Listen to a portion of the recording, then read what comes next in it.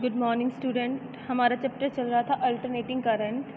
तो alternating current के अंदर हमारा टॉपिक है आज जो resistive reactive resistance, capacitive reactance, inductive reactance, ये हमने कर लिया था। उसके बाद हमने रेजोनेंस कर लिया था और उसी पे बेस्ड क्या हमारे पास एक न्यूमेरिकल है।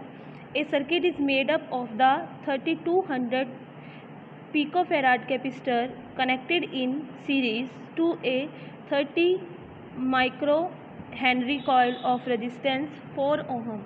Calculate impedance at frequency 30 kilohertz, resonant frequency.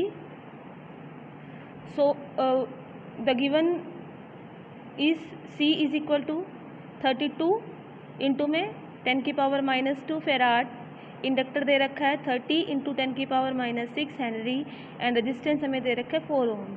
तो हम क्या करेंगे, हमारे पास जो गिवन है देखो F is equal to 30 into 10 की पावर 3 हर्ट्स।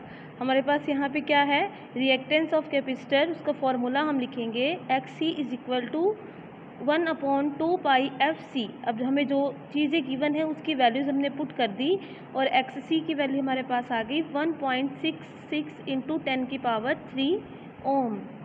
सेकेंड देखो हमारे पास क्या है, XL is equal to 2 pi FL। तो XL की वैल्यू आ गई। देन हमने इम्पीडेंस निकालना है। इम्पीडेंस के लिए formula Z is equal to R² plus XL minus XC का होल स्क्वायर और सभी का क्या है, स्क्वायर रूट है। देन देखिए हमारे पास क्या है, वैल्यूज पुट कर दी तो इम्पीडेंस आ गया 1654 ohm. Now FR is equal to 1 by, resonant frequency है ये, 1/2 pi root LC। Values put कर दी और हमारे पास रेजोनेंट फ्रिक्वेंसी आ गई। नेक्स्ट हमारे पास देखो क्या है, power and power factor. So average power हमारे पास P is equal to IV cos phi, instantaneous power P is equal to IV, power factor हमारे पास cos phi is equal to PR divide by में PA। In the AC circuit consisting of R, RC, RL and RCL in the series. So power factor is a way of measuring how efficiently electric power is being used within a facility's electrical system. Power and power factor in an AC circuit, the power is only dissipated by the resistance, none is the dissipated by the inductance or the capacitance। यानी power के अंदर देखो क्या होगा कि जो energy है वो लॉस कब होगी, जब उसके अंदर क्या होगा, रेजिस्टेंस होगा, है ना। तो P is equal to IV/R, यानी कि हम इसको I² R से कंपेयर कर लिया। तो इसका जो फेजर डायग्राम बनेगा वो इस तरीके से बनेगा। And we get cos phi is equal to VR upon में V। VR हमारे पास आ गया V cos phi। देन हमने क्या किया, V is equal to IZ and V की जगह पे हमने IZ पुट कर दिया।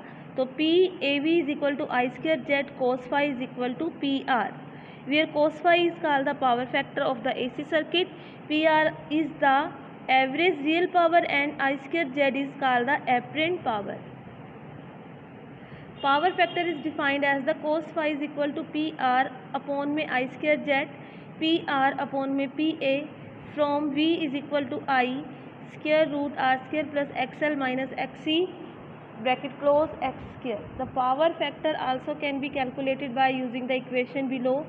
Cos phi is equal to VR upon में V, VR is equal to I R and V is equal to IZ। तो cos phi हमारे पास का आ गया R upon में Z। तो when phi is equal to 0, अगर phi हमारे पास 0 है तो cos phi 1 के इक्वल आ जाएगा। The circuit is completely resistive और when the circuit is in resonance. और अगर phi हमारे पास 90 है तो सर्किट हमारे पास इंडक्टिव होगा, और अगर phi हमारे पास -90 है तो सर्किट इज कम्प्लीटली कैपेसिटिव होगा। देन इसके कुछ हमारे पास यहाँ पे क्या है, एग्जाम्पल हैं।